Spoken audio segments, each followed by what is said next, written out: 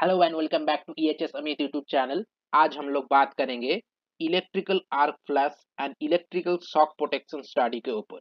Electrical hazard analysis का जरूरत तभी होता है जब कोई भी इलेक्ट्रिकल कंपोनेंट का ऑपरेटिंग वोल्टेज 50 वोल्ट का ज्यादा होता है एंड वो इलेक्ट्रिकल इक्विपमेंट को डी एनर्जाइज नहीं किया जा सकता है। Electrical hazard analysis two type का होता है, जिसमें shock hazard analysis and flash hazard analysis को परफॉर्म किया जाता है। शॉक हैजार्ड एनालिसिस में mainly electrical voltage, electrical shock boundary, electrical वार को परफॉर्म करने के लिए नेसेसरी पर्सनल प्रोटेक्टिव इक्विपमेंट का डिटर्मिनेशन किया जाता है।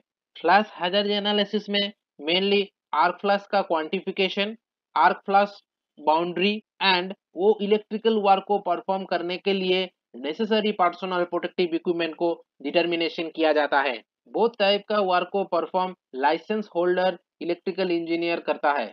इलेक्ट्रिकल आर्क फ्लैश जनरेट करने के लिए जो प्राइम रूट कॉज रहता है, उसमें इलेक्ट्रिकल कंपोनेंट के अंदर dust accumulation, live electrical component के ऊपर सडनली टूल गिर जाना, लाइव इलेक्ट्रिकल इक्विपमेंट को एक्सीडेंटली टच करना, इलेक्ट्रिकल इक्विपमेंट में वाटर कंडेंसेशन होना, इलेक्ट्रिकल इक्विपमेंट का मटेरियल फेलियर हो जाना, इलेक्ट्रिकल वायर में कोरोजन जनरेट होना, इलेक्ट्रिकल कनेक्शन फॉल्टली इंस्टॉलेशन करना। इलेक्ट्रिकल आर्क फ्लश होने से mainly electrical burn, electrocution, auditory damage, eyesight damage, arc flush damage हो सकता है, जिसमें आर्क फ्लश होने से 35,000 फ़ारेनहाइट टेम्परेचर जनरेट करता है, जो कि सन सरफेस का टेम्परेचर का 4 गुना होता है। अभी इंडिया में आर्क फ्लश स्टडी का किसी भी तरीके का कोई डायरेक्ट लीगल रिक्वायरमेंट है नहीं।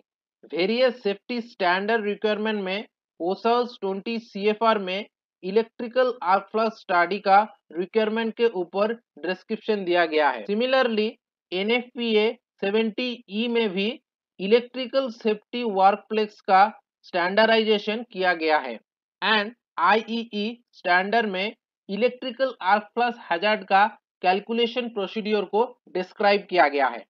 इलेक्ट्रिकल शॉक बाउंड्री को डिटर्मिनेशन करने के समय मेनली 4 तरीके का बाउंड्री को आइडेंटिफाई किया जाता है, जिसमें flash protection boundary outer protection zone को आइडेंटिफाई करता है एंड वो एरिया में इलेक्ट्रिकल वर्क को परफॉर्म करने के समय फ्लैश प्रोटेक्टिव इक्विपमेंट को यूज किया जाता है। नेक्स्ट, फ्लैश प्रोटेक्शन बाउंड्री के भीतर लिमिटेड अप्रोच बाउंड्री को आइडेंटिफाई किया जाता है, जिसमें क्वालिफाइड पर्सन ही इलेक्ट्रिकल वर्क को परफॉर्म कर सकता है एंड इलेक्ट्रिकल वर्क को परफॉर्म करने के समय फ्लैश प्रोटेक्टिव इक्विपमेंट को यूज करना होता है। लिमिटेड अप्रोच बाउंड्री के अंदर रेस्ट्रिक्टेड अप्रोच बाउंड्री को आइडेंटिफाई किया जाता है। ये एक रेस्ट्रिक्टेड स्पेस है, यहाँ पे ओनली इलेक्ट्रिकली क्वालिफाइड पर्सन को ही एंट्री करने का परमिशन दिया जाता है एंड ये एरिया में इलेक्ट्रिकल वर्क को परफॉर्म करने के लिए एक रिटन अप्रूव प्लान डेवलप किया जाता है बाय द ऑथराइज्ड मैनेजमेंट। ये एरिया में इलेक्ट्रिकल वर्क को परफॉर्म करने के समय एप्रोप्रिएट पीपी को आइडेंटिफाई एंड यूज किया जाता है एंड ये एरिया में काम करने के समय ये भी ध्यान रखा जाता है कि बॉडी का किसी भी पार्ट प्रोहिबिटेड जोन में क्रॉस ना कर जाए। रेस्ट्रिक्टेड अप्रोच बाउंड्री के अंदर प्रोहिबिटेड अप्रोच बाउंड्री को आइडेंटिफाई किया जाता है। ये एरिया में इलेक्ट्रिकल वर्क को परफॉर्म करने के समय लाइव इलेक्ट्रिकल पार्ट का कनेक्शन होता है, यहाँ पे भी ओनली इलेक्ट्रिकली क्वालिफाइड पर्सन ही एंट्री कर सकता है। ये एरिया में काम करने से पहले स्पेसिफाइड स्पेशलाइज ट्रेनिंग से ट्रेन होना पड़ता है एंड इलेक्ट्रिकल वर्क को परफॉर्म करने से पहले documentation plan and risk hazard analysis perform होता है and most importantly appropriate PP को यूज करके वर्क परफॉर्म किया जाता है। Electrical hazard analysis as per NFPA 70E table से हमें ये पता चलता है कि किसी भी इलेक्ट्रिकल इक्विपमेंट का रेटेड वोल्टेज 240 वोल्टेज से कम है तो वो एरिया में इलेक्ट्रिकल वर्क को परफॉर्म करने के समय आर्क फ्लैश पीपी कैटेगरी 1 को यूज किया जाता है। आर्क फ्लैश पीपी कैटेगरी 1 का मतलब है वो एरिया में आर्क फ्लैश 4 कैलोरी पर सेंटीमीटर से ज्यादा जनरेट नहीं होगा एंड उसके हिसाब से ही पीपीई को मैन्युफैक्चर किया जाता है। एंड हमें ये भी पता चलता है कि आर्क फ्लैश बाउंड्री 485 mm से ज्यादा नहीं होगा। नेक्स्ट, किसी भी इलेक्ट्रिकल इक्विपमेंट का रेटेड वोल्टेज अगर 240 वोल्टेज से ज्यादा एंड 600 वोल्टेज से अगर कम है तो वो एरिया में इलेक्ट्रिकल वर्क को परफॉर्म करने के समय आर्क फ्लैश पीपी कैटेगरी 2 को यूज किया जाता है।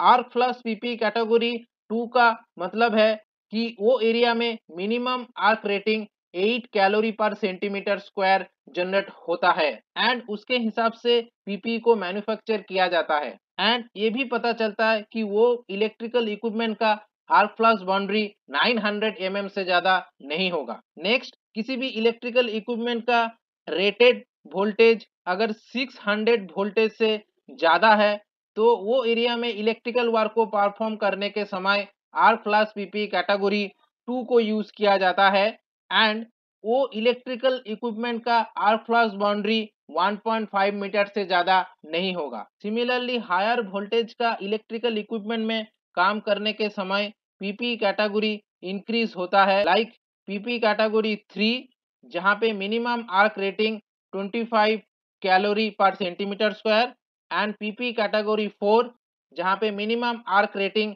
40 कैलोरी पर सेंटीमीटर स्क्वायर जनरेट होता है। आर्क फ्लैश हैजार्ड को प्रिवेंट करने के लिए सबसे पहले इलेक्ट्रिकल हैजार्ड एनालिसिस को परफॉर्म किया जाता है। नेक्स्ट, रूटीन प्रिवेंटिव इंस्पेक्शन किया जाता है। नेक्स्ट, इलेक्ट्रिकली इक्विपमेंट जो कि डैमेज है एंड इलेक्ट्रिकल वायर जो कि कोरोडेड है उसे इमीडिएट रिमूव किया जाता है। इलेक्ट्रिकल हैजार्ड एनालिसिस परफॉर्म करने के बाद वो इक्विपमेंट में प्रॉपर लेवलिंग किया जाता है जिससे सबको पता चले कि सेफ वर्किंग जोन क्या है। हमेशा किसी भी इलेक्ट्रिकल इक्विपमेंट में काम करने से पहले उसको डीएनर्जाइज एंड लोटो करना चाहिए। Next, as per requirement arc flash PP को यूज करना जरूरी है। Next, circuit breaker installation and उसका फंक्शनलिटी टेस्टिंग करना जरूरी है। आशा करता हूं आप लोगों को आज का ये टॉपिक अच्छा लगा है। For more information like and subscribe my YouTube channel.